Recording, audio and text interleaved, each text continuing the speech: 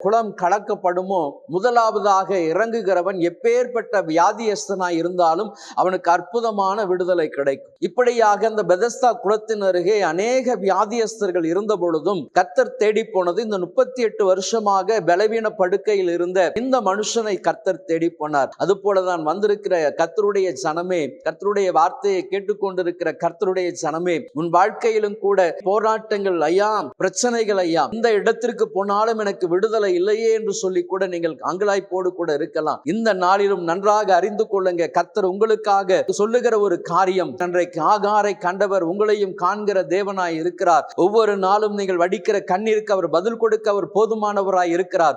உன்னுடைய பலவீனத்தின் சிறையிருப்பை கர்த்தர் நிச்சயமாக மாற்றுவேன் என்று வாக்கு கொடுத்திருக்கிறார். ஆகவே உன்னுடைய கண்ணீரை நீ துடைத்துக்கொள். ஆண்டவருடைய சமூகத்தில் அன்றைக்கு 38 வருஷத்தமாய் படுக்கையில் இருந்தவனை தேடி போனீரே ஐயா, இன்றைக்கும் என்னையும் கண்ணோக்கி பாரும் என்று சொல்லி நீங்கள் கதறுங்க. ஆண்டவர் இந்த பலவீனத்தின் சிறையிருப்பில் இருந்து உங்களை நிச்சயமாக மீட்டெடுப்பார்.